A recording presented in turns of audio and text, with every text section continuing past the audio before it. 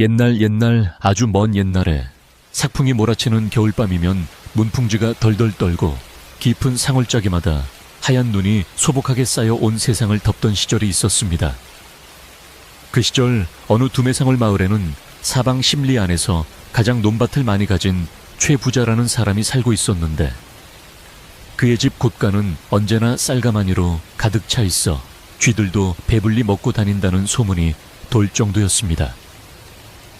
그러나 최부자의 넉넉한 곳간 사정과는 달리 마을 사람들의 삶은 거친 바람에 흔들리는 촛불처럼 위태롭기만 했고 겨울이 깊어질수록 가난한 이들의 한숨소리는 높아져만 갔습니다.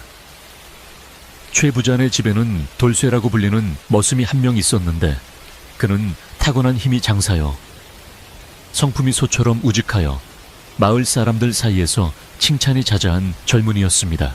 돌쇠는 부모도 형제도 없이 홀로 세상에 남겨진 처지였으나 남의 집 살이를 하면서도 불평 한마디 하는 법이 없이 묵묵히 자신의 몫을 다해내는 성실한 일꾼이었습니다. 새벽달기 울기도 전에 일어나 얼음장처럼 차가운 우물물을 길어 나르고 쇠죽을 쑤어 소를 먹인 뒤에는 마당을 티끌 하나 없이 쓸어 놓는 것이 그의 하루 시작이었습니다. 최 부자는 그런 돌쇠의 우직함을 이용하여 굳은 일이란 굳은 일은 모두 도맡아 시키면서도 품삯이나 밥을 넉넉히 주는 법이 없어 돌쇠의 옷은 언제나 기운 자국투성이었고 한겨울에도 얇은 벗 한 벌로 버티기 일쑤였습니다. 그래도 돌쇠는 내 몸 하나 건강하니 그것으로 족하다 하며 싱긋 웃어넘기곤 했는데 그의 미소는 마치 봄볕처럼 따뜻하여 보는 사람의 마음까지 훈훈하게 만들었습니다. 어느 해 유난히 눈이 많이 내리고 바람이 매섭게 불던 날 돌쇠는 땔감을 구하러 지게를 지고 산 입구까지 나갔다가 마을 어귀에 쓰러져 있는 검은 물체를 발견하게 되었습니다.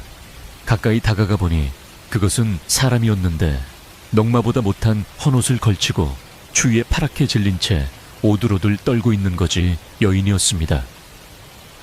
머리는 헝클어져 얼굴을 반쯤 가리고 있었고 맨발은 동상에 걸려 퉁퉁 부어오른 모습이 차마 눈뜨고 볼 수 없을 정도로 처참했습니다.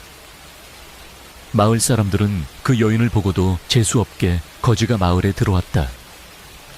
몇 침을 뱉거나 피해가기 바빴지만 돌쇠는 차마 그 여인을 그냥 지나칠 수 없어 걸음을 멈추고 지게를 내려놓았습니다.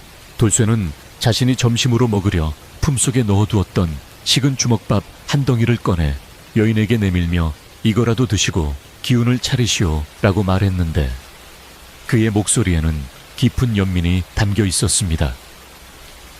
여인은 힘겹게 고개를 들어 돌쇠를 바라보았는데 헝클어진 머리카락 사이로 드러난 두 눈은 비록 지쳐 있었으나 깊은 산속 옹달샘처럼 맑고 깊은 빛을 띠고 있어 돌쇠의 마음을 흔들었습니다. 여인은 떨리는 손으로 주먹밥을 받아 허겁지겁 먹기 시작했고 돌쇠는 입고 있던 낡은 솜조끼를 벗어 여인의 어깨에 덮어주며 그녀가 추위를 조금이라도 피할 수 있도록 도와주었습니다. 지나가던 마을 사람들이 그 모습을 보고 돌쇠 저 녀석이 미쳤나 제 앞가림도 못하면서 거지를 거두다니 하며 혀를 찼지만 돌쇠의 귀에는 아무것도 들리지 않았습니다. 해가 저물고 어둠이 깔리자 돌쇠는 여인을 부축하여 최 부자네 집 행랑차의 구석에 있는 헛간으로 몰래 데려왔는데 혹시라도 주인 영감에게 들킬까봐 가슴을 졸여야 했습니다. 헛간은 비바람만 겨우 피할 수 있는 곳이었지만 돌쇠는 짚을 두툼하게 깔아 자리를 만들고 아궁이에서 남은 온기를 모아 여인을 따뜻하게 해주려고 애를 썼습니다. 여인의 이름은 분이라고 했는데 그녀는 어디서 왔는지 부모는 누구인지에 대해 일절 입을 열지 않았지만 그녀의 행동거지에는 천한 거지라고는 믿기지 않을 만큼 차분하고 기품 있는 태도가 배어 있었습니다. 돌쇠는 분이에게 따뜻한 물을 데워다주고 자신의 밥을 덜어 나누어 먹으며 정성껏 간호했고 며칠이 지나자 분이의 얼굴에는 조금씩 생기가 돌기 시작했습니다.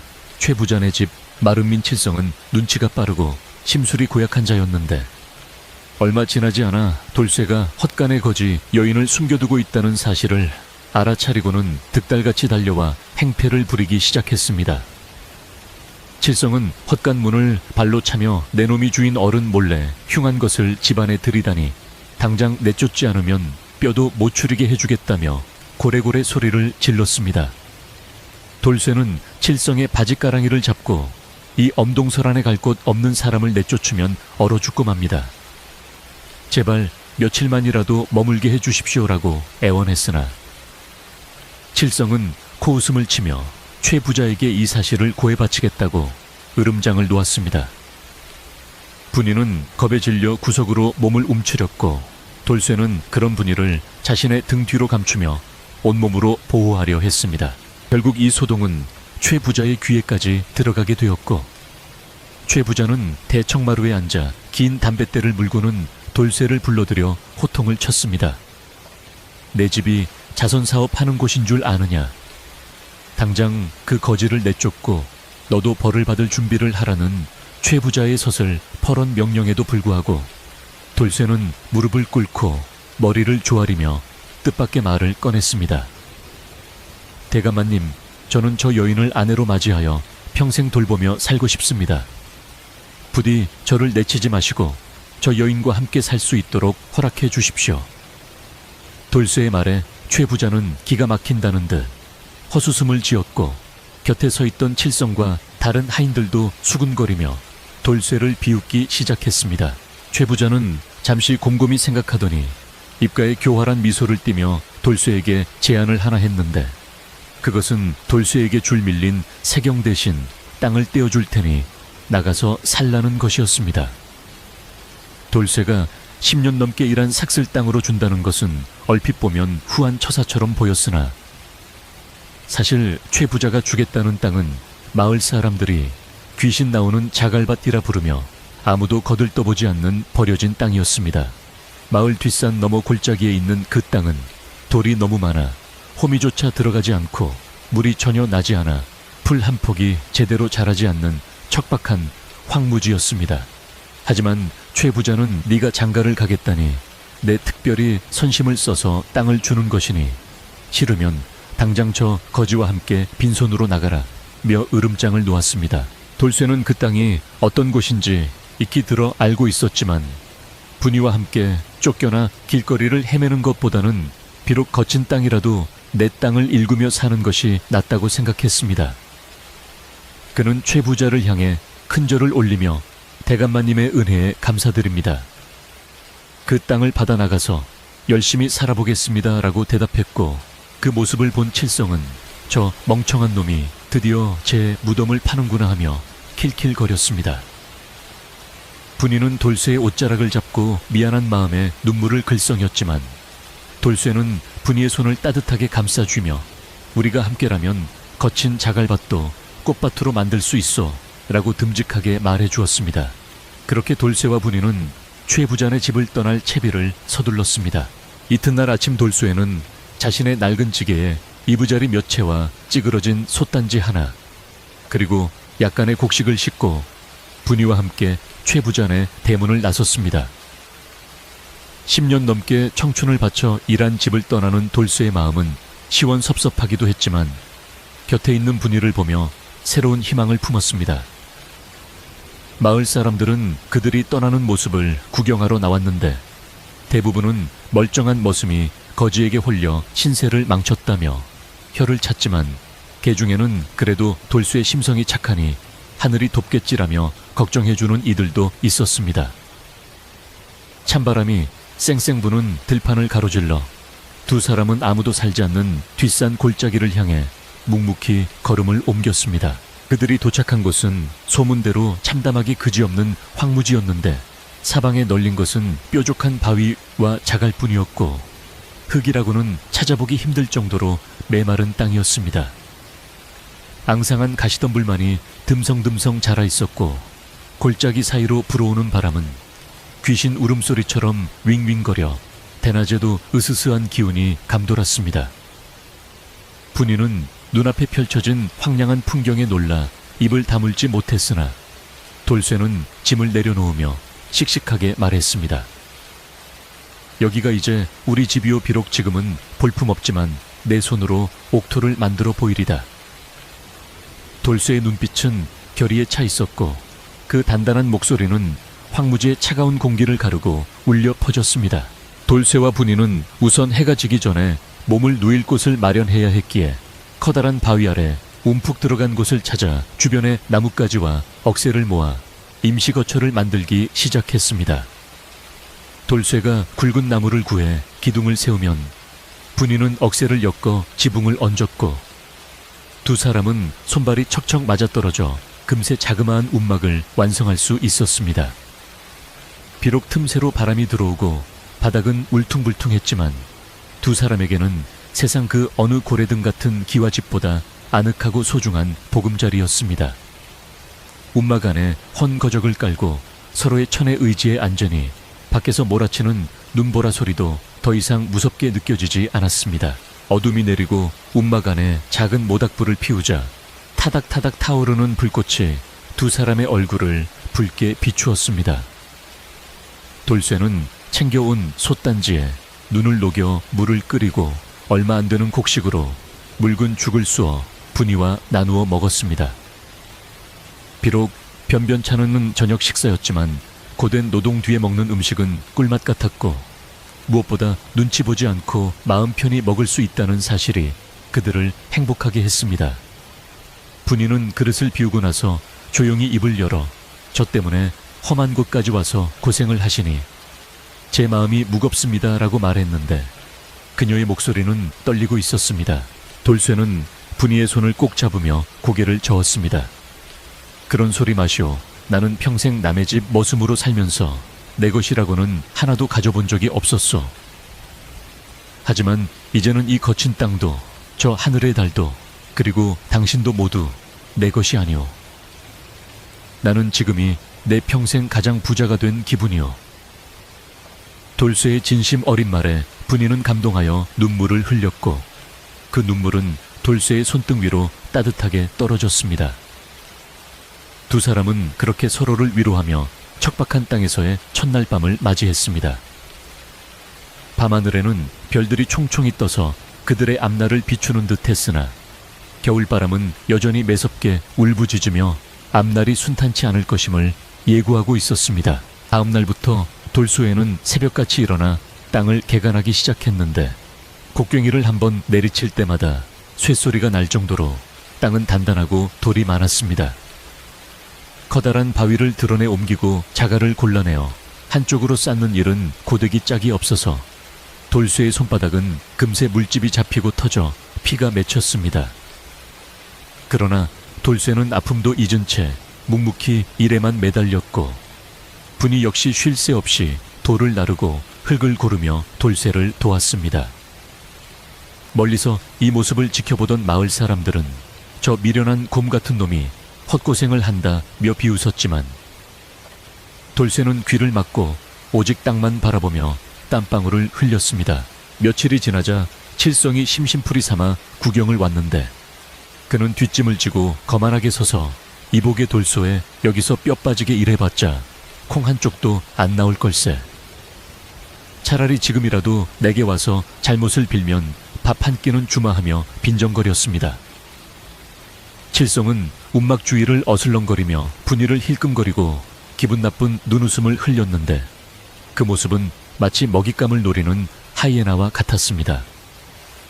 돌쇠는 끓어오르는 화를 꾹 누르며 내 일은 내가 알아서 할 테니 신경 쓰지 말고 돌아가시오 라고 점잖게 대꾸했지만 칠성은 콧방귀를 뀌며 바닥에 침을 탁 뱉고는 사라졌습니다. 칠성이 다녀간 뒤 분이는 불안한 기색을 감추지 못했지만 돌쇠는 더욱 힘차게 곡괭이질을 하며 그녀를 안심시켰습니다. 땅을 파면 팔수록 나오는 것은 돌덩이뿐이었고 흙은 건조하여 바람이 불면 먼지가 되어 날아가 버리기 일쑤였습니다. 그럼에도 불구하고 돌쇠와 분이는 포기하지 않고 자갈밭 항위퉁이에 작은 밭을 일구어 보리 씨앗을 뿌렸습니다. 물이 부족하여 매일같이 산 너머 계곡까지 가서 물을 길어와야 했는데 물동이를 지고 가파른 산길을 오가는 일은 밭을 가는 일보다 몇 배는 더 힘들었습니다. 돌쇠의 어깨는 물집의 자국으로 짓물렀고 다리는 퉁퉁 부었지만 그는 씨앗이 싹을 틔울 날만을 기다리며 하루에도 수십 번씩 산을 오르내렸습니다. 그러던 어느 날 마을에서 가장 나이가 많고 지혜롭기로 소문난 박영감이 지팡이를 짚고 힘겹게 산을 올라와 돌쇠네 움막을 찾아왔습니다. 박영감은 돌쇠가 어릴 때부터 그를 기특하게 여겨온 노인이었는데 돌쇠가 황무지로 쫓겨났다는 소식을 듣고 걱정이 되어 찾아온 것이었습니다. 박영감은 돌쇠가 일궈놓은 밭과 쌓아놓은 돌무더기를 둘러보더니 혀를 차며 말했습니다. 돌쇠야, 내 정성이 지극하구나. 허나 이 땅은 예전부터 물이 없어 사람이 살지 못하던 곳이다. 내 힘만 믿고 덤비다가는 몸만 상할까 두렵구나. 박영감의 눈에는 안타까움이 가득했습니다. 돌쇠는 땀을 닦으며 박영감에게 물 한 사발을 대접하고 염려해 주셔서 감사합니다, 어르신. 하지만 저에게는 이 땅이 유일한 희망입니다. 죽기 살기로 하면 돌 틈에서도 풀이 나지 않겠습니까? 라고 대답했습니다. 박영감은 돌쇠의 굳은 의지를 확인하고는 고개를 끄덕이며 낮은 목소리로 충고를 한마디 남겼습니다. 자네의 그 마음이 하늘에 닿기를 바라네. 하지만 조심하게나. 세상에는 남의 불행을 즐거워하고 남의 노력을 가로채려는 자들이 있는 법이야. 특히 칠성내 같은 무리를 경계하고 자네 처가 보통 사람이 아닌 듯. 다니 잘 지키게나. 박영감은 의미심장한 눈빛으로 분위를 잠시 바라보고는 다시 산을 내려갔습니다. 겨울이 가고 봄 기운이 대지에 스며들 무렵 돌쇠가 피땀 흘려 일군 밭에서 기적처럼 파릇파릇한 보리싹이 돋아나기 시작했습니다. 척박한 환경 속에서도 생명은 끈질기게 피어났고 그것을 본 돌쇠와 분이는 서로를 얼싸안고 춤이라도 추고 싶은 기분이었습니다. 삭막하기만 했던 자갈밭에 작은 초록빛이 감돌자 그곳은 더 이상 버려진 땅이 아니라 희망의 땅으로 변해가는 듯했습니다. 하지만 그 기쁨도 잠시 하늘은 무심하게도 봄이 깊어가도록 비 한 방울 내려주지 않았고 따가운 햇살은 어린 볼이 싹을 무자비하게 태우기 시작했습니다. 마을의 논밭도 가뭄으로 타들어가기 시작하자 인심은 더욱 흉흉해졌고 사람들은 물 한 바가지를 두고도 서로 멱살을 잡고 싸우는 지경에 이르렀습니다. 최부잔의 논이 물도 말라가자 칠성은 소작인들을 닥달하며 애꿎은 화풀이를 해댔고 그 불똥은 산속에 떨어져 있는 돌쇠네 밭에까지 튀기 시작했습니다. 칠성은 틈만 나면 산으로 올라와 내 놈이 재수없는 거지를 데려와서 마을에 가뭄이 든 것이라며 말도 안 되는 억지를 부리고 돌쇠의 밭에 돌을 던지거나 침을 뱉고 도망갔습니다. 돌쇠는 분노가 치밀어 올랐지만 맞대응을 했다가는 더 큰 화를 입을까봐 주먹을 꽉 쥐고 참을 수밖에 없었습니다. 가뭄이 계속되자 돌쇠가 산 너머에서 길어오던 계곡물마저 말라버렸고 이제는 물을 구하려면 십리 밖에 큰 강까지 나가야 하는 형편이 되었습니다. 어린 보리싹은 누렇게 시들어가고 돌쇠의 입술도 타들어가 터져버렸습니다. 이대로 가다가는 보리 농사고 뭐고 우리 목숨 부지하기도 어렵겠어. 돌쇠가 절망적인 목소리로 중얼거리자 묵묵히 밭에 잡초를 뽑던 분이가 조용히 일어서서 돌쇠에게 다가왔습니다. 그녀는 평소와 달리 진지하고 확신에 찬 표정으로 밭 한가운데 우뚝 솟아있는 거대한 검은 바위를 가리키며 말했습니다. 서방님, 저 바위 아래를 파보셔요. 저곳에서 물소리가 들려요. 그것은 가뭄으로 메마른 대지 위에 던져진 엉뚱하고도 신비로운 제안이었습니다. 분이의 말은 마치 한여름 밤의 꿈처럼 허무맹랑하게 들렸습니다. 물은 낮은 곳으로 흐르고 웅덩이에 고이는 법인데 산비탈의 가장 높은 곳, 그것도 집채만한 바위 아래에 물길이 있다니 상식적으로 납득하기 어려운 일이었습니다. 돌쇠는 잠시 일손을 멈추고 멍하니 분이를 바라보았는데 그녀의 눈동자는 가뭄에도 마르지 않는 깊은 산속의 샘물처럼 흔들림 없이 맑고 고요했습니다. 분이는 다시 한번 바위를 가리키며 제 귀에는 들립니다. 땅속 깊은 곳에서 바위를 때리며 흐르는 물소리가 분명히 들려요 라고 단호하게 말했습니다.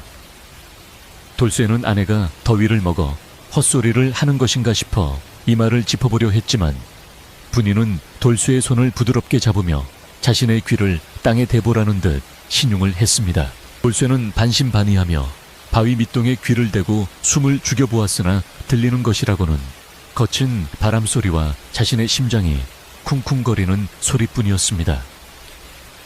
하지만 돌쇠는 분이를 믿기로 결심했는데 그것은 그녀가 남들이 보지 못하는 것을 보는 영민함을 가졌다는 것을 은연중에 느끼고 있었기 때문이었습니다.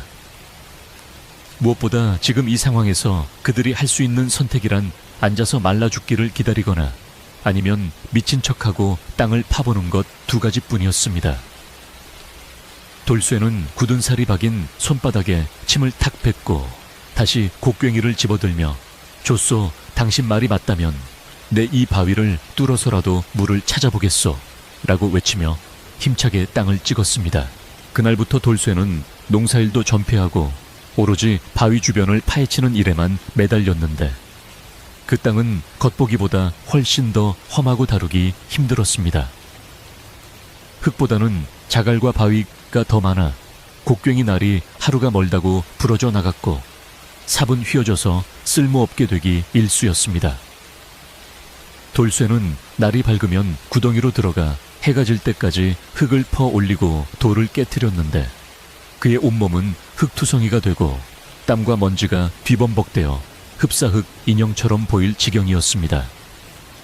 분이 역시 치마를 걷어붙이고 돌쇠가 파낸 흙을 삼태기에 담아 나르며 잠시도 쉬지 않고 남편의 고된 노동을 도왔습니다. 마을 사람들은 돌쇠가 산비탈의 바위 밑을 파고 있다는 소식을 듣고는 하나둘씩 구경을 하러 올라왔습니다. 가뭄 때문에 농사일도 손을 놓은 터라 심심풀이 구경거리가 필요했던 사람들은 돌쇠네 밭둑에 앉아 혀를 차거나 낄낄거렸습니다. 저 친구가 드디어 실성을 했구먼. 그 뙤약볕에 바위 밑을 파다니 제정신이 아니야 라며 수군거리는 소리가 돌쇠의 등 뒤로 따갑게 꽂혔습니다. 개 중에는 거지 여자가 귀신이 들려서 멀쩡한 장정을 홀려놓았다며 분이를 향해 손가락질하는 이들도 있었으나 분이는 그들의 시선 따위는 아랑곳하지 않고 묵묵히 돌을 나를 뿐이었습니다. 최부잔의 마름인 칠성은 이 소식을 듣고 누구보다 기뻐하며 매일같이 산을 올라와 돌쇠를 괴롭혔습니다. 칠성은 뒷짐을 지고 구덩이 위에서 아래를 내려다보며 이복의 돌쇠, 거기서 금이라도 나오면 내게 상납해야 할 걸세. 이 땅은 원래 최부자댁 땅이었으니 땅속에 있는 것도 다 주인 어른 것이 아니겠나 하며 빈정거렸습니다. 칠성은 때때로 돌쇠가 힘들게 파놓은 흙더미를 발로 차서 다시 구덩이 안으로 밀어넣거나 일하는 돌쇠에게 흙먼지를 날리며 짓궂은 장난을 쳤습니다. 돌쇠는 주먹이 부르르 떨릴 정도로 화가 났지만 칠성과 싸우느라 힘을 낭비할 시간이 없었기에 그저 입술을 깨물며 참아낼 뿐이었습니다. 구덩이는 날이 갈수록 깊어졌지만 물기는커녕 젖은 흙 한 줌 나오지 않았고 바닥에서는 점점 더 크고 단단한 안반만이 드러날 뿐이었습니다. 돌쇠의 손바닥은 물집이 터져 피가 엉겨 붙었고 어깨와 허리는 끊어질 듯 아파와 밤이면 끙끙 앓는 소리가 절로 새어나왔습니다. 그럼에도 분이는 밤마다 돌쇠의 퉁퉁 부은 다리를 주물러주며 조금만 더 힘을 내세요. 물소리가 점점 더 크게 들려요. 이제 머지않았어요 라고 속삭였습니다. 돌쇠는 분이의 확신에 찬 목소리를 들으면 신기하게도 다시 힘이 솟아나는 것을 느꼈고 다음 날이면 어김없이 곡괭이를 들고 구덩이 속으로 들어갔습니다. 가뭄은 더욱 기승을 부려 산속의 나무들조차 잎이 누렇게 말라 떨어졌고 마을의 우물은 바닥을 드러내어 두레박을 내려도 흙탕물만 올라올 뿐이었습니다. 마을 사람들의 인심은 더욱 사나워져서 길에서 마주쳐도 인사 대신 욕설이 오갔고 도둑이 들끓어 밤마다 집집마다 빗장을 걸어 잠그기 바빴습니다. 최 부자는 자신의 논에 물을 대기 위해 아랫마을 사람들의 물길을 막아버려 큰 싸움이 벌어지기도 했고, 칠성은 소작인들을 쥐어짜며 쌀 한 톨이라도 더 거두어 드리려고 혈안이 되어 있었습니다. 이런 흉흉한 분위기 속에서 돌쇠네 부부가 미친 듯이 땅을 파고 있다는 소문은 사람들에게 묘한 기대감과 비웃음을 동시에 안겨주었습니다. 어느 날 저녁 마을의 어른인 박영감이 다시 지팡이를 짚고 돌쇠네 밭을 찾아왔는데 그의 표정은 예전보다 훨씬 어둡고 심각해 보였습니다. 박영감은 깊게 파인 구덩이와 그 옆에 산처럼 쌓인 돌무더기를 보며 한참 동안 말이 없다가 돌쇠를 조용히 불렀습니다. 돌쇠야, 내가 보니 자네가 보통 일을 벌이는 것이 아니구먼. 허나 세상 일이란 게 노력만으로 되는 것이 아니라 때로는 흐름을 따라야 하는 법일세. 박영감은 잠시 숨을 고르더니 주위를 살피며 목소리를 낮추어 말을 이었습니다. 칠성이 놈이 요즘 마을에서 이상한 소문을 퍼뜨리고 다니네. 자네가 이 땅에서 보물을 캐내려 한다고 말이네. 만약 자네가 여기서 정말 무언가를 찾아낸다면 그들은 가만히 있지 않을 걸세. 돌쇠는 박영감의 말에 가슴이 철렁 내려앉았는데 그것은 자신이 단순히 물을 찾고 못 찾고의 문제가 아니라 더 큰 위험이 도사리고 있음을 깨달았기 때문이었습니다. 어르신, 저는 그저 목을 축일 물 한 모금이 간절할 뿐입니다. 보물이라니요, 당치도 않습니다. 돌쇠가 억울함을 호소했지만 박영감은 고개를 저으며 씁쓸하게 웃었습니다. 욕심에 눈이 먼 자들에게는 물도 보물로 보이는 법이야. 특히 지금 같은 가뭄에는 물이 금보다 귀하지 않나. 자네가 물을 찾게 되면 최 부자는 땅 문서를 트집 잡아 다시 빼앗으려 들 것이야. 그러니 부디 조심하고 또 조심하게. 박영감은 걱정스러운 눈빛으로 분위를 한번 쳐다보고는 무거운 발걸음을 돌렸습니다. 박영감이 돌아간 뒤 돌쇠는 구덩이 속에 앉아 깊은 시름에 잠겼는데 칠성의 탐욕스러운 눈빛과 최 부자의 비릿한 웃음이 떠올라 소름이 돋았습니다. 땅을 파지 않으면 말라 죽을 것이고 파서 물이 나오면 빼앗길 위기에 처했으니 이러지도 저러지도 못하는 진퇴양난의 상황이었습니다. 그때 분이가 주먹밥과 물 한 그릇을 들고 구덩이 아래로 내려왔는데 그녀는 돌쇠의 어두운 표정을 읽은 듯 아무 말 없이 옆에 앉아 돌쇠의 손을 잡았습니다. 서방님, 두려워하지 마셔요. 하늘은 스스로 돕는 자를 돕는다고 했습니다. 우리가 흘린 땀방울이 헛되지 않다면 그 어떤 욕심쟁이도 우리를 막지 못할 것입니다. 분이의 말에는 묘한 힘이 실려 있어 돌쇠의 불안한 마음을 차분하게 가라앉혔습니다. 다음 날부터 돌쇠는 더욱 도끼를 품고 작업에 매진했는데 이제는 단순히 물을 찾는 것을 넘어 자신의 삶을 지키기 위한 투쟁과도 같았습니다. 구덩이는 이제 돌쇠의 키를 훌쩍 넘겨 사다리 없이는 오르내릴 수 없을 만큼 깊어졌고 밑바닥의 공기는 차갑고 습해지기 시작했습니다. 돌쇠가 곡괭이를 내리칠 때마다 울리는 소리가 예전의 둔탁한 소리와 달리 조금씩 맑게 울리기 시작했는데 그것은 안반 아래 빈 공간이 있거나 물이 차 있다는 신호일지도 몰랐습니다. 돌쇠는 희망을 느끼며 더욱 속도를 높였고 밖에서 흙을 끌어올리는 분위에 손놀림도 덩달아 빨라졌습니다. 그러나 시련은 끝나지 않았는데 며칠 뒤 칠성이 건장한 장정 몇 명을 데리고 밭으로 들이닥친 것이었습니다. 칠성은 험상궂은 표정으로 구덩이 입구를 둘러싸며 소리쳤습니다. 이놈 돌쇠야, 내 놈이 여기서 산의 맥을 끊어놓는 바람에 마을 우물이 다 말랐다는 말이 있다. 당장 이 짓을 멈추고 구덩이를 메우지 않으면 관에 고발하여 곤장을 맞게 하겠다. 그것은 말도 안 되는 억지였지만 힘없는 돌쇠에게는 청천벽력과도 같은 위협이었습니다. 칠성이 데려온 장정들은 낄낄거리며 쌓아놓은 돌담을 무너뜨리고 밭을 짓밟으며 행패를 부리기 시작했습니다. 돌쇠는 구덩이 밖으로 뛰쳐나와 칠성의 앞을 막아서며 외쳤습니다. 이보시오 마름 어른 내 땅에서 내가 우물을 파는데 무슨 참견입니까? 마을 우물이 마른 게 어찌 내 탓이란 말이오. 돌쇠의 눈에서 불꽃이 튀었지만 칠성은 비열하게 웃으며 돌쇠의 가슴팍을 밀쳤습니다. 이 땅이 내 땅이라고 흙문서에 도장 찍었다고 다 내 것이 되는 줄 아느냐. 최 부자 어른께서 마음만 먹으면 언제든지 도로 거둬들일 수 있다는 걸 명심해라. 칠성은 으름장을 놓으며 돌쇠가 파놓은 구덩이에 침을 뱉고는 내일까지 메워놓지 않으면 재미없을 줄 알라는 말을 남기고 사라졌습니다. 칠성 일행이 휩쓸고 지나간 자리는 난장판이 되어 있었고 돌쇠가 애지중지 가꾸던 보리밭도 엉망으로 짓밟혀 있었습니다. 돌쇠는 털썩 주저앉아 억울함에 땅을 치며 통곡했고 분이는 말없이 돌쇠의 등을 쓸어내리며 함께 눈물을 흘렸습니다. 하지만 분이는 곧 눈물을 닦고 단호한 표정으로 일어서서 흩어진 돌들을 다시 주워 모으기 시작했습니다. 서방님, 저들이 저렇게 나오는 걸 보니 우리가 바른 길을 가고 있는 게 분명해요. 저들은 우리가 물을 찾을까봐 두려워하는 거예요.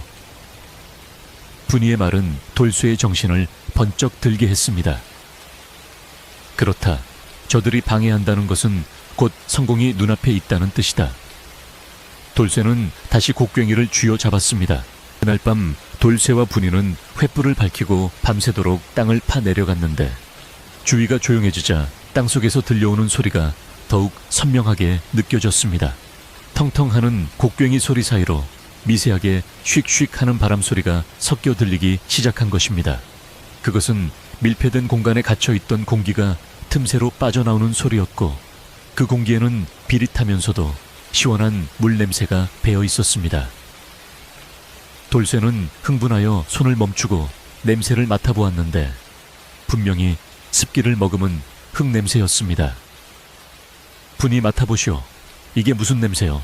돌쇠가 소리치자 위에서 지켜보던 분이도 고개를 끄덕이며 환하게 웃었습니다.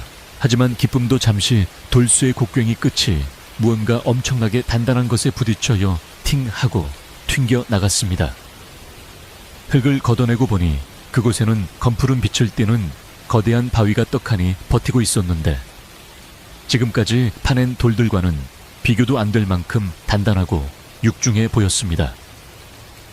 이 바위만 뚫으면 분명 물이 있을 것 같았지만 돌쇠의 낡은 곡괭이로는 흠집조차 내기 어려워 보였습니다. 돌쇠는 절망하여 바위에 이마를 대고 한숨을 쉬었지만 분이는 위에서 밧줄을 타고 내려와 바위 표면을 손으로 더듬기 시작했습니다. 그녀는 바위의 결을 따라 손가락을 움직이더니 한 지점을 정확히 짚으며 말했습니다. 여기입니다.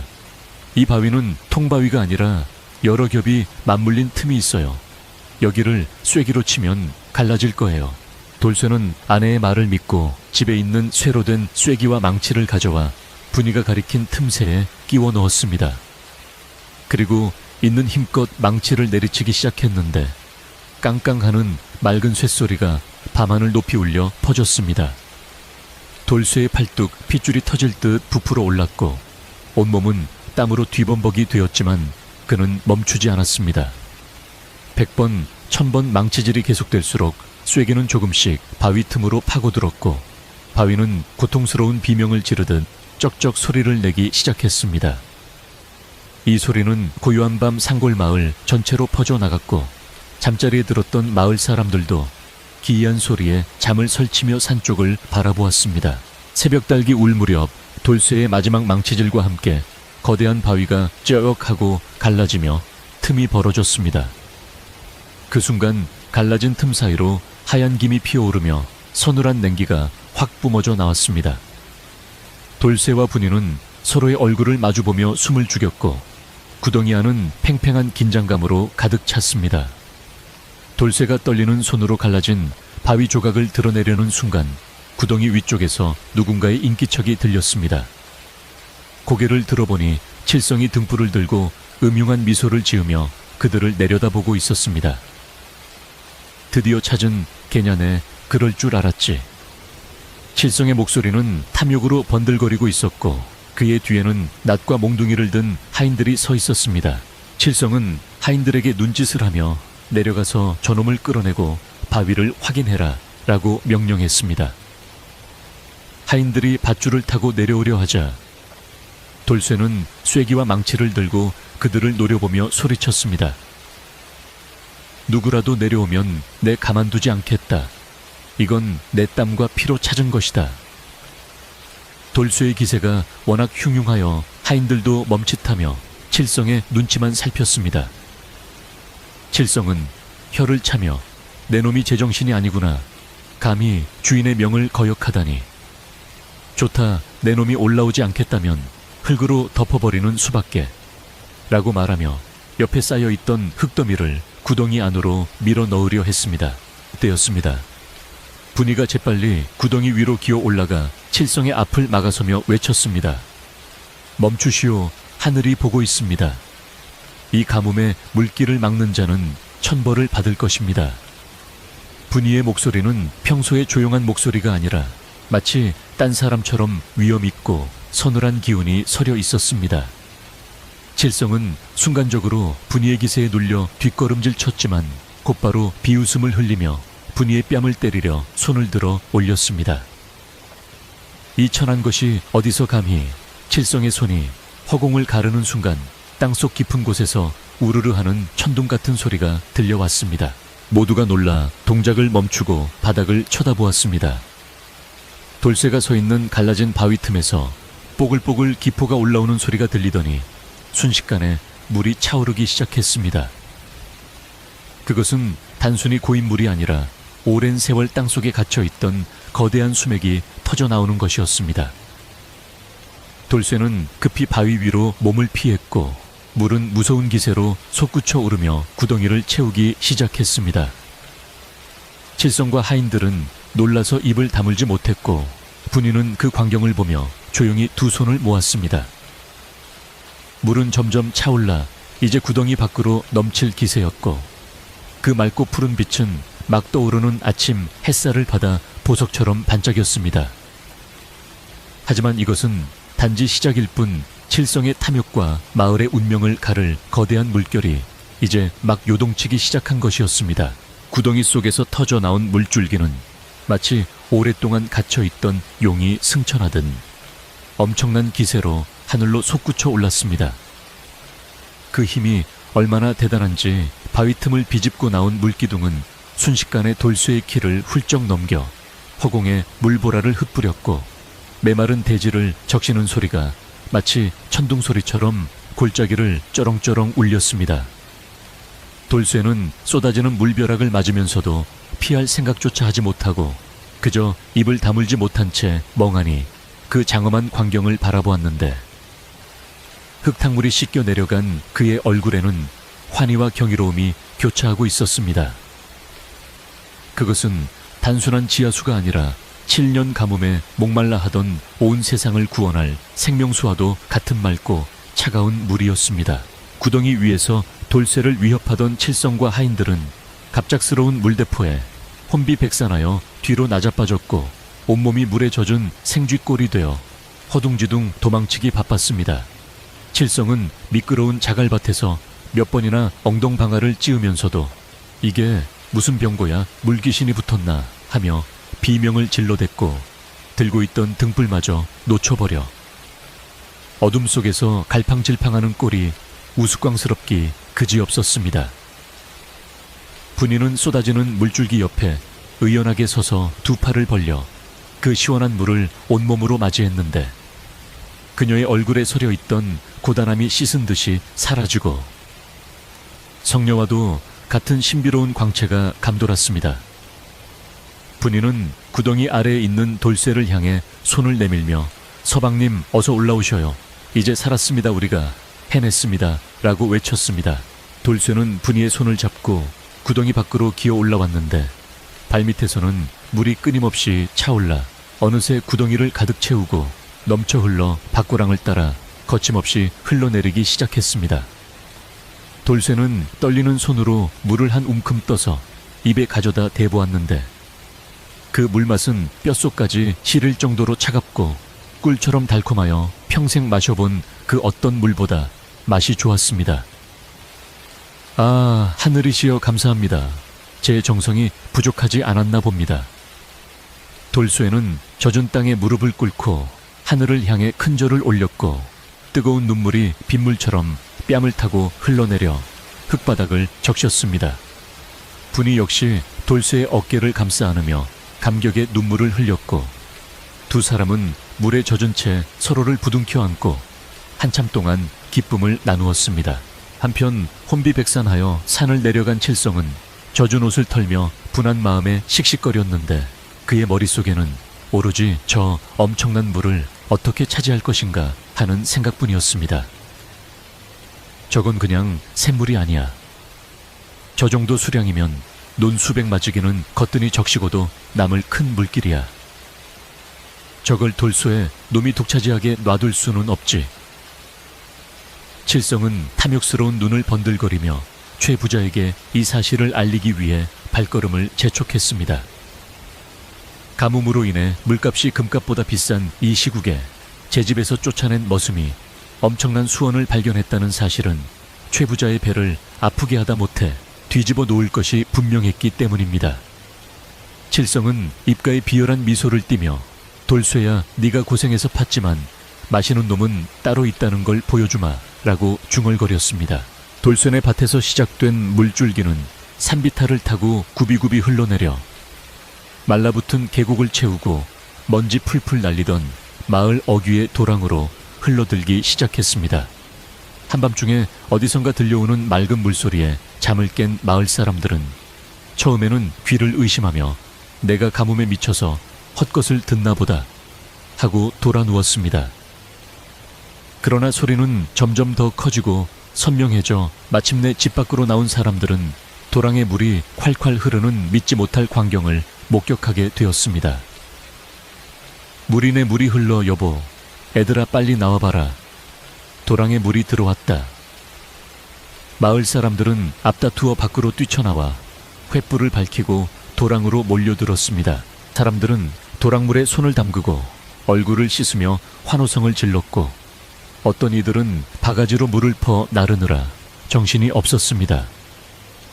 도대체 이 물이 어디서 내려오는 건가?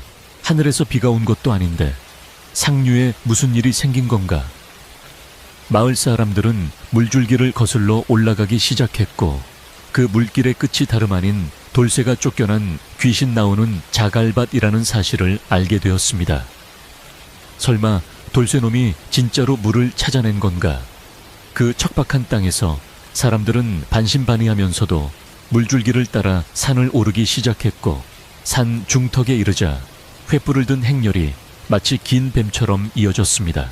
돌쇠와 분이는 산으로 올라오는 횃불 행렬을 보고 잠시 당황했으나 곧 마음을 가다듬고 그들을 맞이할 준비를 했습니다. 숨이 턱에 차서 올라온 마을 사람들은 돌쇠네 밭 한가운데 솟구치는 샘물을 보고 입을 다물지 못했습니다. 거대한 바위가 갈라진 틈에서 뿜어져 나오는 물은 마치 신비로운 영천, 링켄 과도 같았고 주변의 메마른 땅은 이미 촉촉하게 젖어 생기가 돌고 있었습니다. 가장 먼저 도착한 박영감이 지팡이를 떨며 다가와 돌쇠야, 네가 정말 해냈구나. 네 진심이 하늘을 감동시켰어 라고 말하며 돌쇠의 손을 꼭 잡았습니다. 돌쇠는 수줍게 웃으며 어르신 어서 목부터 축이십시오. 물은 얼마든지 있습니다라며 박영감에게 물 한 바가지를 건넸습니다. 소문은 삽시간에 퍼져 이웃 마을 사람들까지 물동이를 쥐고 산을 넘어오기 시작했고 적막하던 돌쇠네 자갈밭은 순식간에 수백 명의 사람들로 북새통을 이루었습니다. 돌쇠와 분이는 찾아오는 사람 누구에게나 물을 마음껏 퍼가게 했고 가뭄에 지쳐있던 사람들은 돌쇠의 넉넉한 인심에 고개를 숙여 감사했습니다. 돌쇠 자네가 우리 마을의 은인일세. 내가 그동안 자네를 무시했던 걸 용서하게. 사람들은 돌쇠에게 진심으로 사과하고 칭찬을 아끼지 않았으며 그동안 거지라고 손가락질하던 분이에게도 부인 덕분에 우리가 살았습니다 라며 예의를 갖추었습니다. 돌쇠는 평생 처음 받아보는 사람들의 존경과 다의에 가슴이 벅차올랐습니다. 하지만 이 평화롭고 기쁜 순간은 오래가지 않았는데 날이 밝자마자 칠성이 최 부자와 관아의 포졸들까지 대동하고 나타났기 때문입니다. 최 부자는 가마에서 내리자마자 솟구치는 샘물을 보고 눈이 휘둥그레지더니 이내 표정을 싹 바꾸고 근엄한 척하며 헛기침을 했습니다. 에헴, 모두 비켜라. 내 땅에서 난 소란을 정리하러 왔다.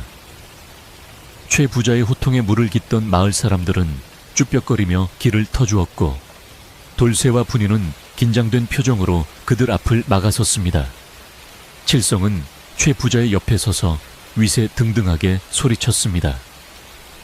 이놈 돌쇠야, 주인 어른께서 친히 오셨는데 인사가 없느냐. 내 놈이 훔친 땅에서 물이 나왔으니 이제 그 죄를 어찌할꼬. 돌쇠는 기가 막혀 말문이 막혔으나 분이가 침착하게 나서서 고개를 숙이며 말했습니다. 대감마님 훔친 땅이라니요. 이 땅은 대감마님께서 저희에게 세경 대신 내어주신 땅입니다.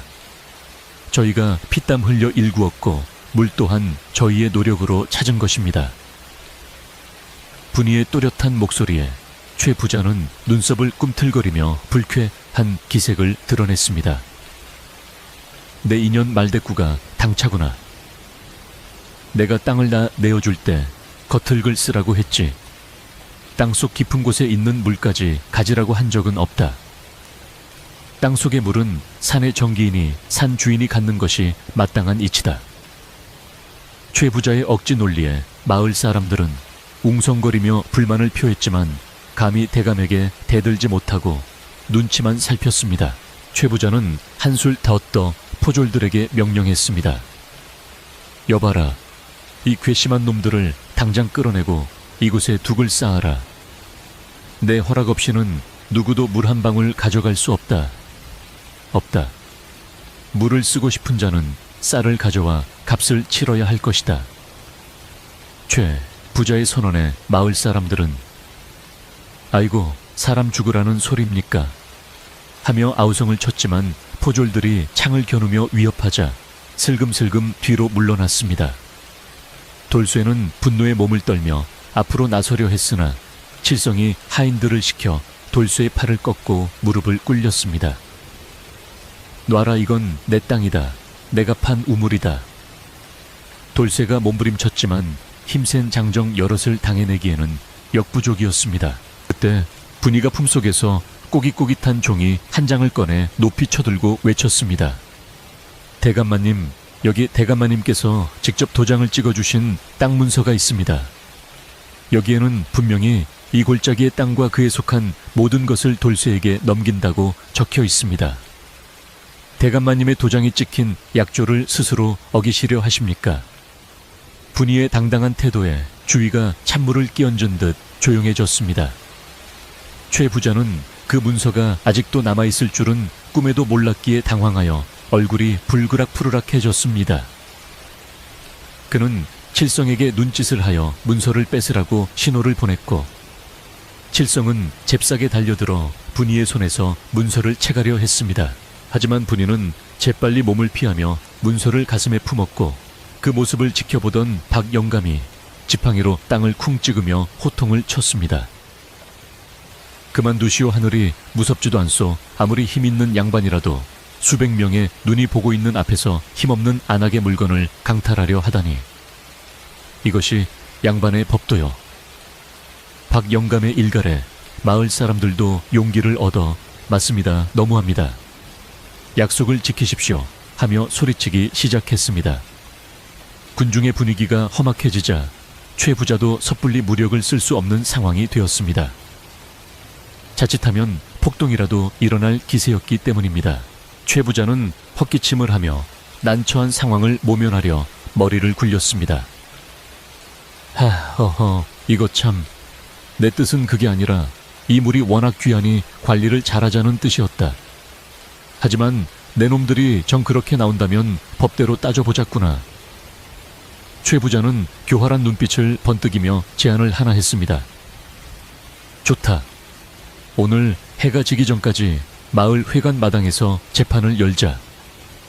내가 이 땅의 원래 주인으로서 권리가 있는지 아니면 저 머슴놈이 권리가 있는지 마을 사람들과 촌장 앞에서 공명정대하게 가려보자. 만약 내가 이기면 이 우물은 다시 내 것이 되고 너희는 빈손으로 떠나야 한다. 최 부자는 자신이 촌장과 관할을 매수할 자신이 있었기에 이런 제안을 한 것이었습니다. 돌쇠는 불안한 마음에 분이를 쳐다보았지만 분이는 흔들림 없는 눈빛으로 고개를 끄덕였습니다. 좋습니다. 그렇게 하시죠. 단 저희가 이기면 대감마님은 2번 다시 이 땅과 물에 대해 일절 간섭하지 않으시겠다고 마을 사람들 앞에서 맹세하셔야 합니다. 분이의 당돌한 역제안에 최 부자는 콧방귀를 뀌며 건방진 것들 오냐 맹세하마. 어차피 이길 리가 없으니 라고 비웃으며 수락했습니다. 최 부자와 칠성 일행은 으스대며 산을 내려갔고 밭에는 다시 돌쇠 부부와 마을 사람들만 남게 되었습니다. 사람들이 걱정스러운 표정으로 돌쇠 부부를 둘러쌌습니다. 이복에 돌쇠 최 부자가 어떤 사람인가? 관아의 사또와도 형님 동생 하는 사이인데 이길 수 있겠나? 차라리 적당히 빌고 물을 나눠주는 게 낫지 않겠나? 사람들의 우려 섞인 조언이 쏟아졌지만 돌쇠는 주먹을 꽉 쥐고 단호하게 말했습니다. 아닙니다. 이번에 물러서면 우리는 평생 종으로 살아야 합니다. 이 물은 하늘이 주신 것이지 최 부자가 준 것이 아닙니다. 돌쇠의 말에 박 영감은 고개를 끄덕이며 자네 말이 맞네. 우리도 자네를 돕겠네. 진실은 반드시 이기는 법이야 라고 격려했습니다. 점심나절이 지나고 해가 서쪽으로 기울기 시작하자 마을 회관 앞 넓은 마당에는 인근 마을 사람들까지 모두 모여 인산인해를 이루었습니다. 마당 한가운데에는 멍석이 깔리고 상석에는 촌장과 마을 유지들 그리고 최 부자가 거만하게 앉아 있었고 맞은편 흙바닥에는 돌쇠와 분이가 죄인처럼 무릎을 꿇고 앉아 있었습니다. 분위기는 무겁고 살벌하여 숨소리조차 크게 낼 수 없을 정도였습니다.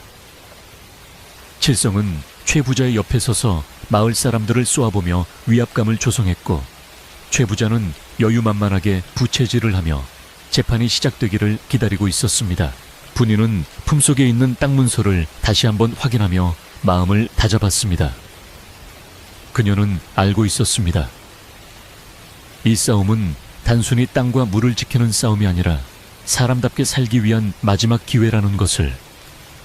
돌쇠는 분이의 손을 슬그머니 잡았는데 그의 손바닥은 땀으로 축축했지만 그립감은 그 어느 때보다 단단했습니다.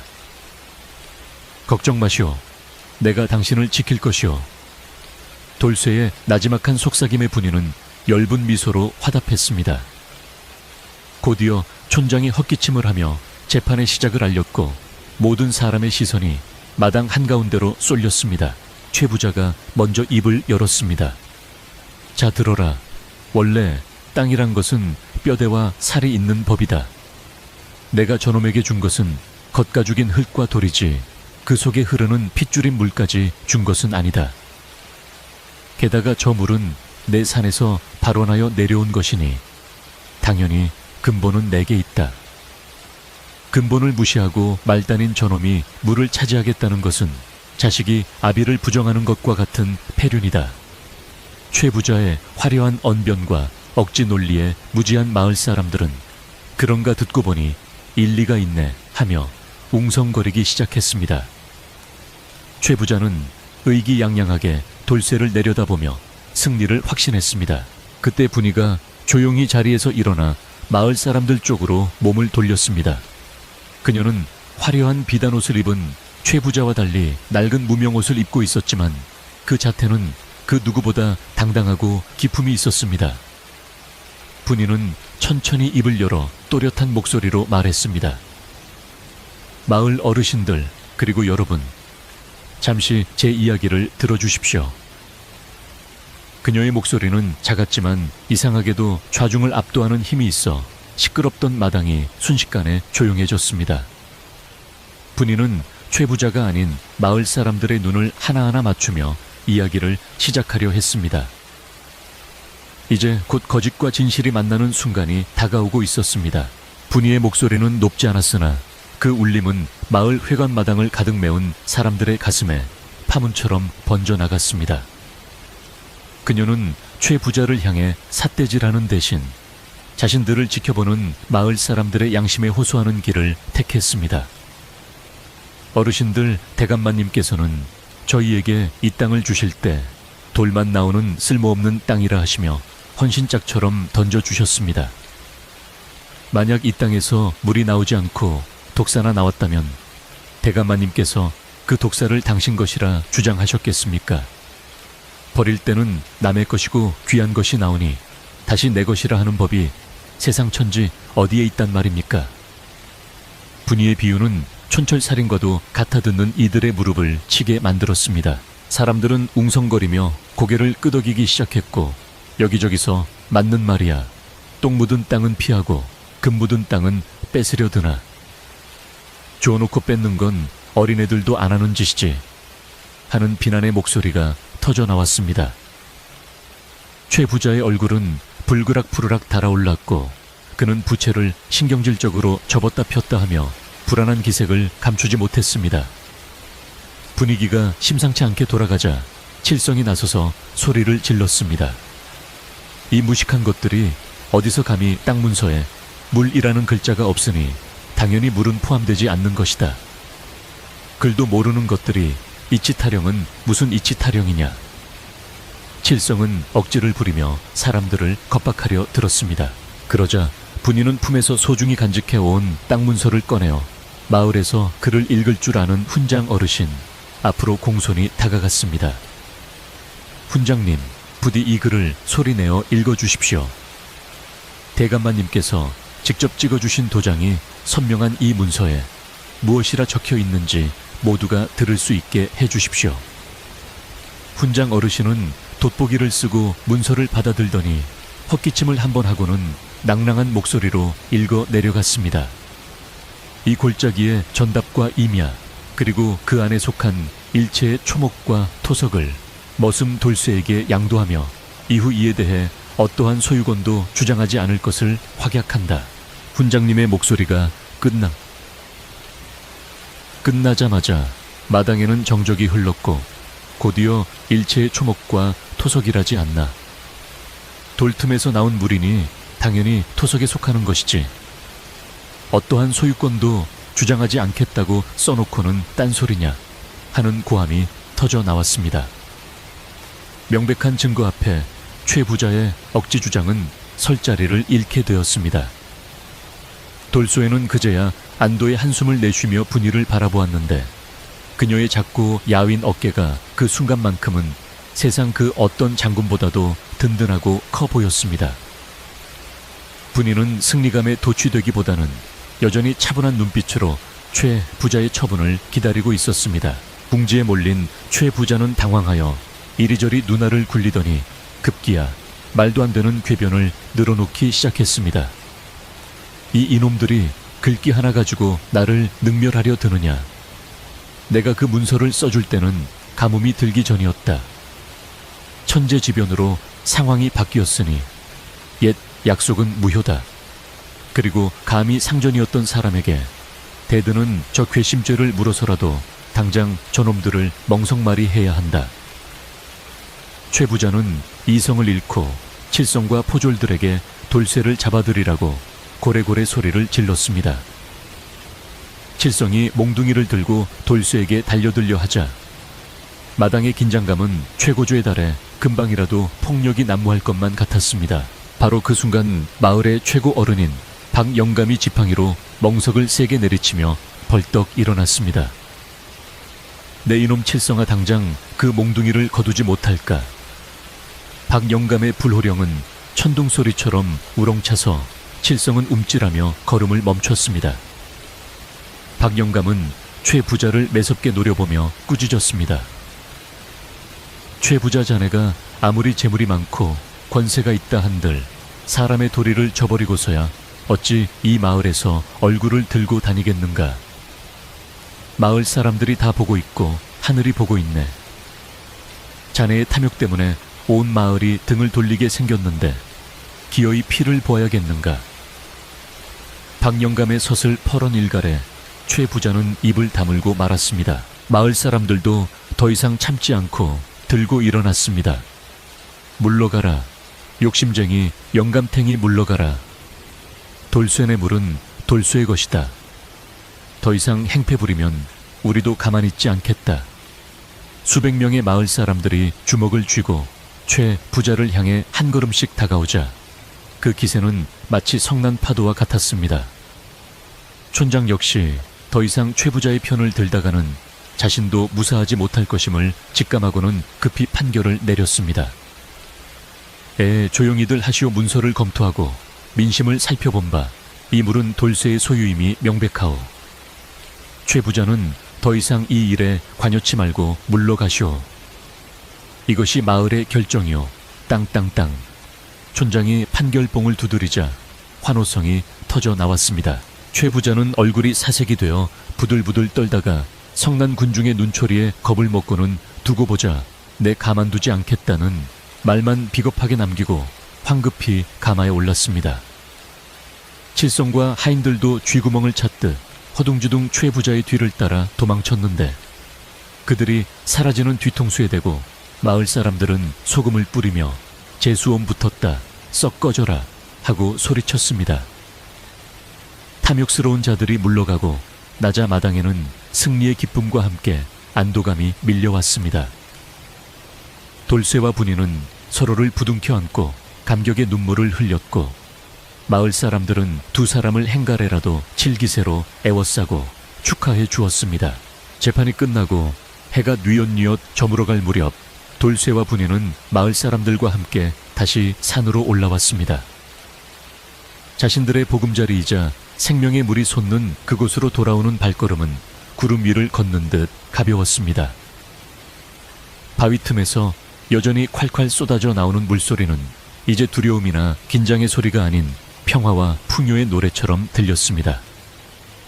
돌쇠는 가장 먼저 큰 바가지에 물을 가득 떠서 박영감과 훈장님께 올렸습니다.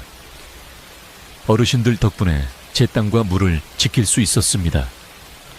이 은혜 평생 잊지 않겠습니다. 돌쇠가 큰 절을 올리자 노인들은 허허 웃으며 시원하게 물을 들이켰습니다. 마을 사람들은 누가 먼저랄 것도 없이 집에서 가져온 곡식과 반찬을 꺼내 놓으며 즉석에서 잔치를 벌일 준비를 했습니다. 돌쇠네 경산대, 우리가 빈손으로 올 수 있나? 오늘 저녁은 이 귀한 물로 지은 밥을 다 같이 나눠 먹세. 아낙네들은 돌쇠네 마당에 솥을 걸고 불을 지폈고 장정들은 횃불을 밝히고 돗자리를 깔았습니다. 오랫동안 가뭄에 시달리느라 찌푸려져 있던 사람들의 얼굴에는 모처럼 웃음꽃이 활짝 피어났고 타닥타닥 타오르는 장작불 소리와 함께 구수한 밥 냄새가 골짜기에 퍼져 나갔습니다. 돌쇠네 밭에서 솟아난 물로 지은 밥은 유난히 윤기가 흐르고 찰기가 돌았습니다. 분이는 갓 지은 하얀 쌀밥을 그릇그릇 넉넉하게 담아 사람들에게 나누어 주었는데 밥을 받아든 사람들은 꿀맛이 따로 없네. 임금님 수라상이 부럽지 않아 하며 감탄을 쏟아냈습니다. 그동안 물 한 모금 밥 한 숟가락이 아쉬워 서로를 헐뜯고 경계하던 흉흉한 인심은 온데간데 없고 따뜻한 밥 한 그릇과 시원한 물 한 사발 앞에서 모두가 형제요 가족이 되었습니다. 돌쇠는 사람들 사이를 부지런히 오가며 부족한 것은 없는지 살폈고 그의 얼굴에는 땀방울과 함께 행복한 미소가 가득했습니다. 어느덧 보름달이 둥실 떠올라 자갈밭을 대낮처럼 환하게 비추었습니다. 배를 분리 채운 마을 사람들은 둥글게 둘러앉아 노래를 부르고 춤을 추기 시작했습니다. 꽹과리와 장구 소리가 없어도 물바가지 두드리는 장단에 맞추어 부르는 쾌지나 칭칭나네. 노랫소리는 그 어떤 악기보다 흥겨웠습니다. 칠성의 괴롭힘에 시달리던 마음 가뭄에 타들어가던 속이 뻥 뚫리는 듯한 시원한 밤이었습니다. 돌쇠도 사람들의 손에 이끌려 마당 가운데로 나가 덩실덩실 춤을 추었는데 그 투박하고 어설픈 춤사위가 오히려 사람들을 더욱 즐겁게 만들었습니다. 소란스러운 잔치가 한창일 때 분이는 슬그머니 무리에서 빠져나와 조용히 샘물 곁으로 다가갔습니다. 그녀는 무릎을 꿇고 앉아 달빛을 받아 반짝이는 수면을 가만히 들여다보았습니다. 거친 운명에 떠밀려 거짓골로 마을에 들어왔을 때만 해도 상상조차 할 수 없었던 광경이 눈앞에 펼쳐져 있었습니다. 그녀는 물에 비친 자신의 얼굴을 어루만지며 속삭였습니다. 고맙습니다. 이 물이 우리를 살리고 이 마을을 살렸습니다. 앞으로도 욕심 부리지 않고 나누며 살겠습니다. 분이의 기도는 달빛을 타고 하늘로 올라가는 듯했고 밤바람은 그녀의 머리카락을 부드럽게 스치고 지나갔습니다. 그때 뒤에서 인기척이 느껴져 돌아보니 돌쇠가 서 있었습니다. 그는 춤을 추느라 땀범벅이 된 채였지만 분이를 바라보는 눈빛만은 그윽하고 따뜻했습니다. 돌쇠는 분이의 옆에 나란히 앉아 그녀의 손을 잡았습니다.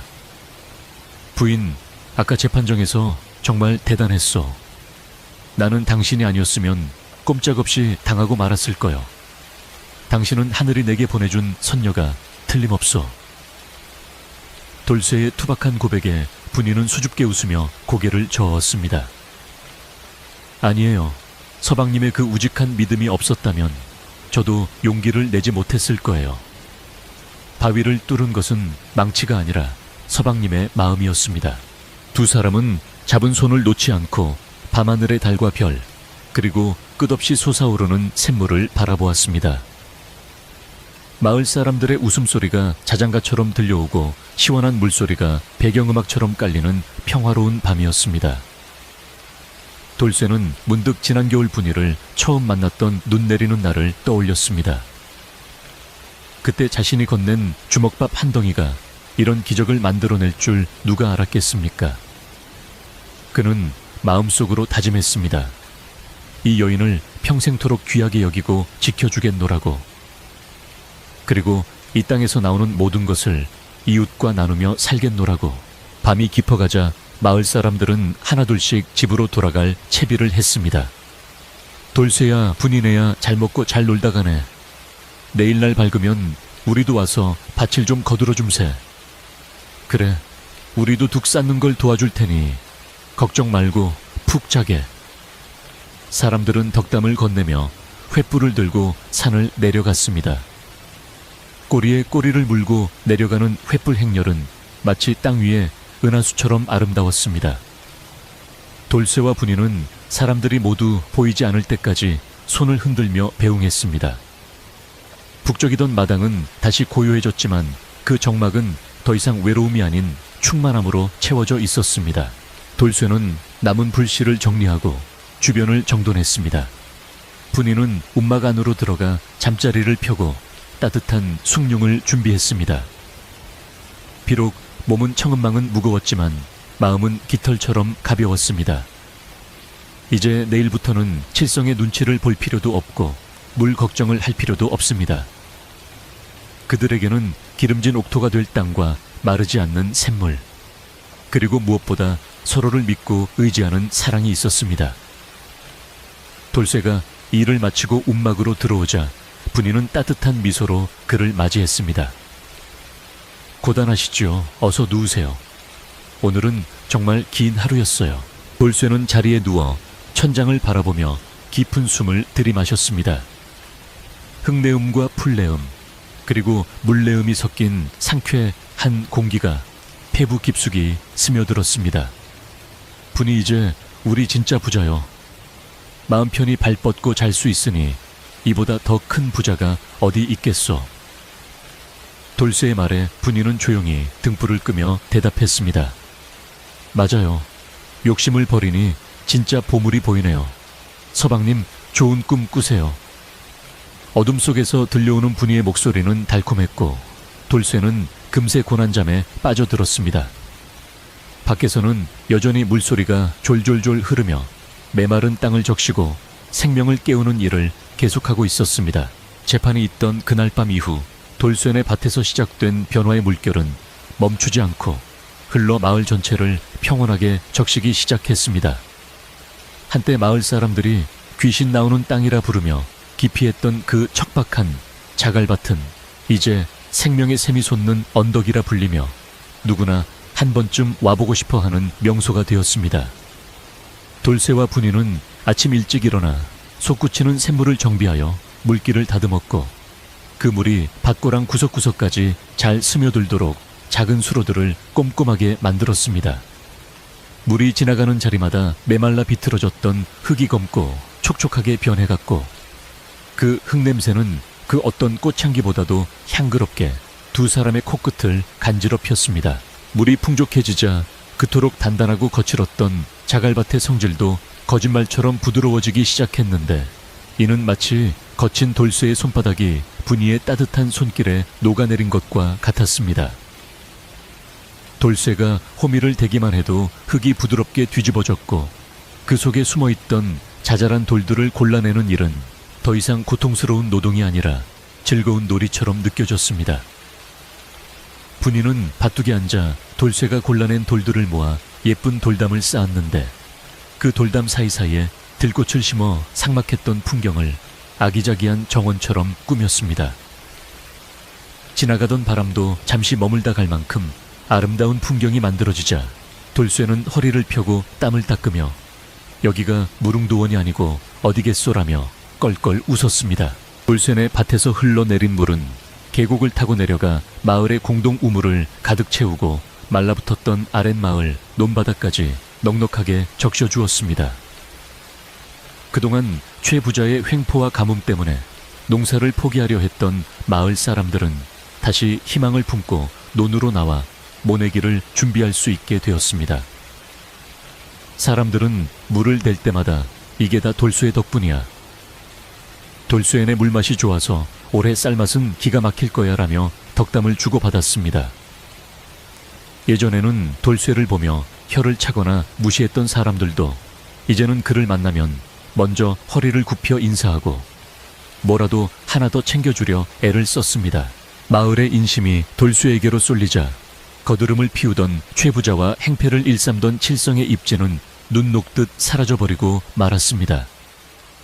최부자는 재판에서 망신을 당한 후로는 부끄러워서 대문 밖으로 나오지도 못하고 사랑방에 틀어박혀 쓴 입맛만 다시는 신세가 되었습니다.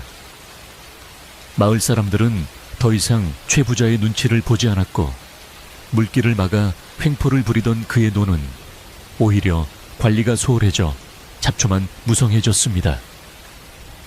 권세와 재물로 사람을 누르려 했던 자의 말로가 얼마나 초라한지를 보여주는 본보기가 되어 마을 아이들조차 최부자네 집 앞을 지날 때는 욕심쟁이 영감네 집이다라며 콧방귀를 뀌고 지나갔습니다.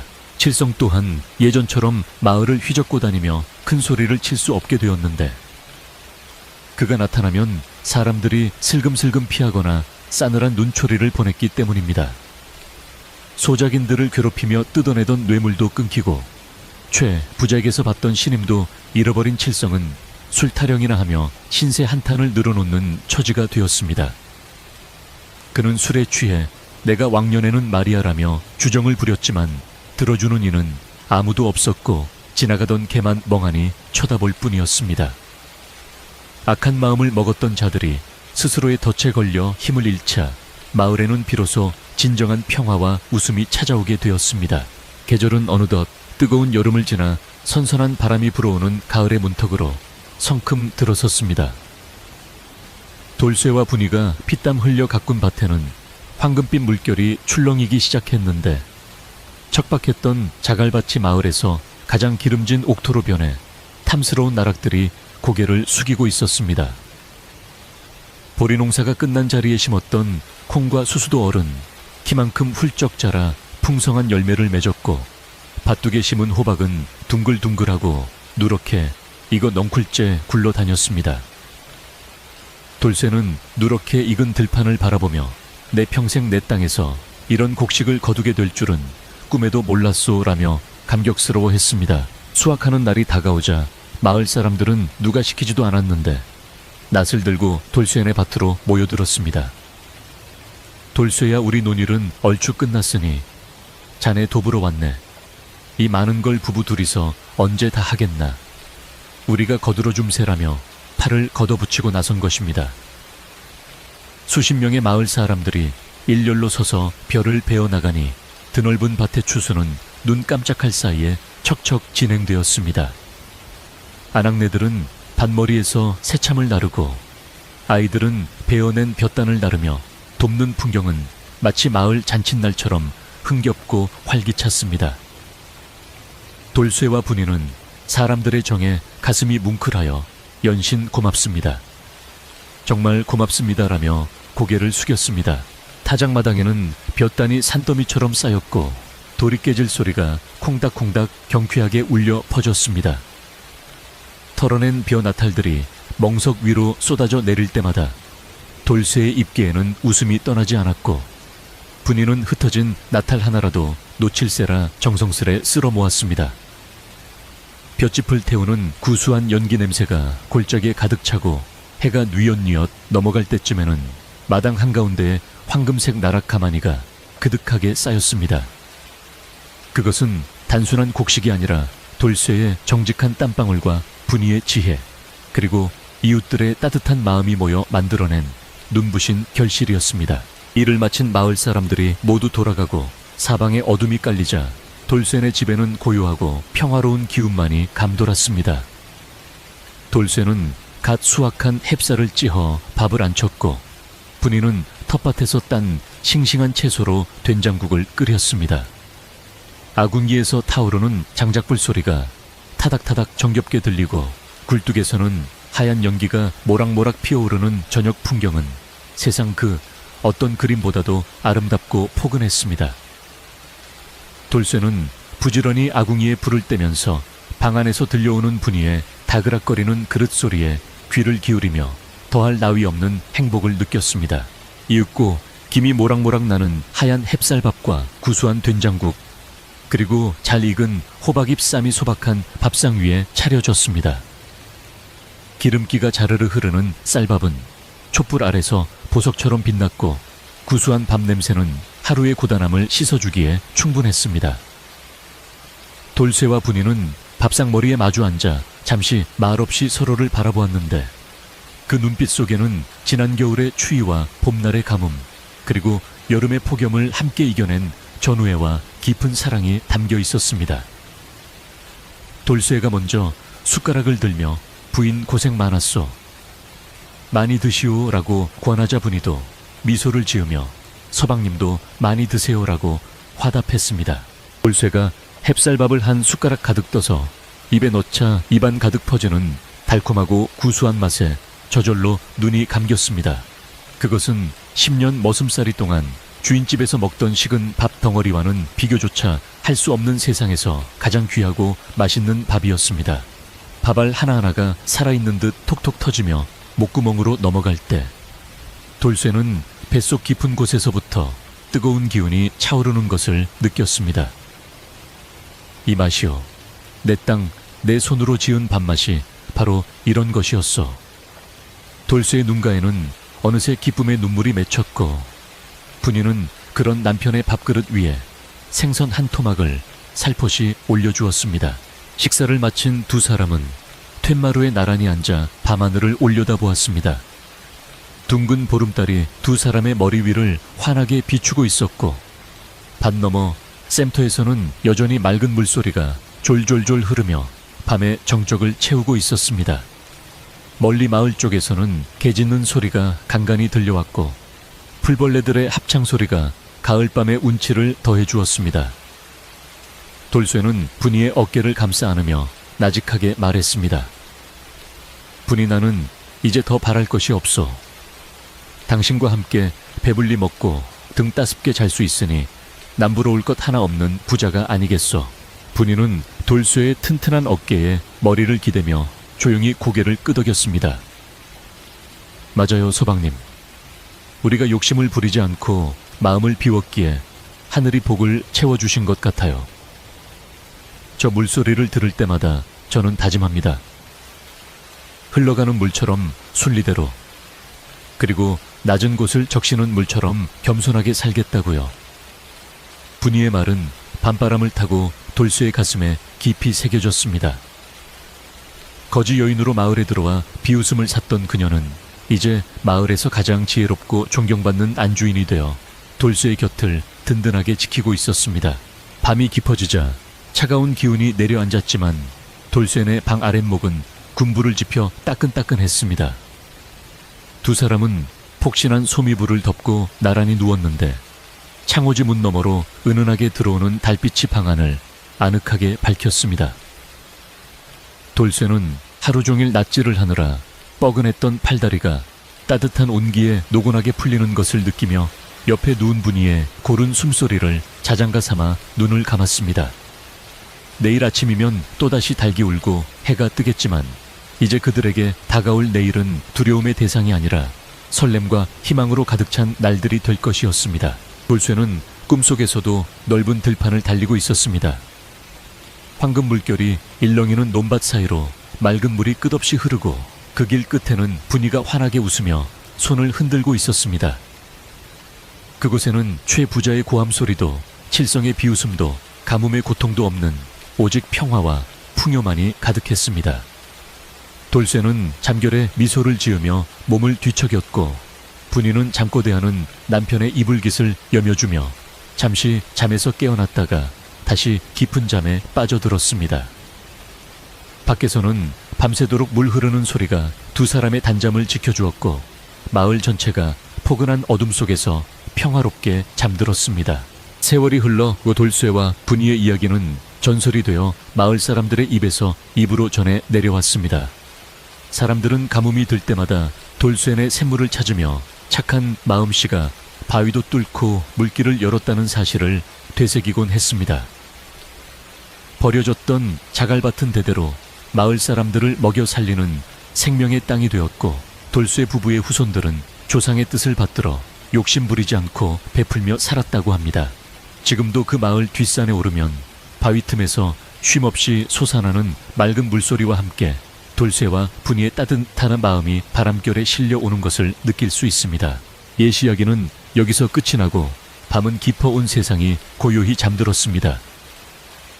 돌쇠의 따뜻한 아랫목처럼 여러분의 잠자리도 포근하기를, 그리고 꿈속에서는 맑은 샘물 소리처럼 기분 좋은 일들만 가득하기를 바랍니다. 저 달이 기울고 내일 아침 해가 뜰 때까지 아무 걱정 없이 푹 주무시길 바랍니다.